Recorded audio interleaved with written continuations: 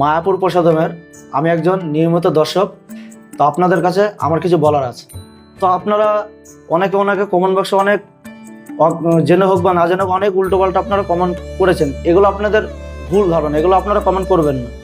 আপনার আগে মায়াপুর এসে যাচাই করবেন উনি কোন উদ্দেশ্যে এই প্রসাদের ভিডিওগুলো দিচ্ছে আমাদের, ঠিক আছে?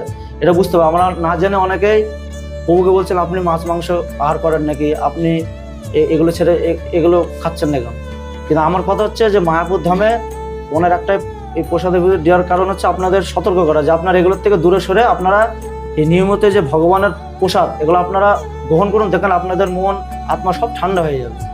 আপনারা এখনো বুঝতে পারছেন, আপনারা এখনো ভুল পথে গিয়ে আপনারা উল্টোপাল্টা জিনিসগুলো খাচ্ছেন। এগুলো কিন্তু সঠিক না। এগুলো যেগুলো আমাদের মানুষের জীবনে চলার পথে যেগুলো দরকার, যেগুলো আমাদের শরীর ভালো রাখতে আমাদের সাহায্য করবে, সেগুলো আমাদের খেতে হবে। আপনারা কি করছেন?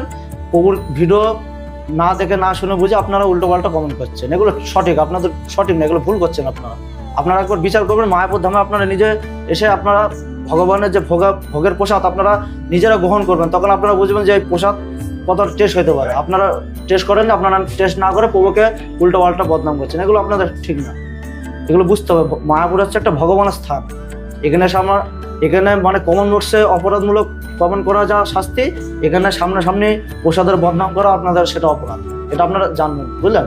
আপনারা যারা অজ্ঞানী লোক আছেন বা বোঝেন না ভগবানের ব্যাপার, অনেক রকম বড় ছোট আপনারা কথা বলেন। মায়াপুর ধামটা এমন একটা জায়গা, আপনারা নিজের চোখে এসে না ঘুরে দেখলে আপনারা বুঝবেন না। আপনাদের বুঝতে গেলে এখানে আসতে হবে, আগে বুঝতে হবে যে মায়াপুর ধামটা কেন হয়েছে, কি কারণে তৈরি হয়েছে, এটা আপনাদের বুঝতে হবে, বুঝলেন?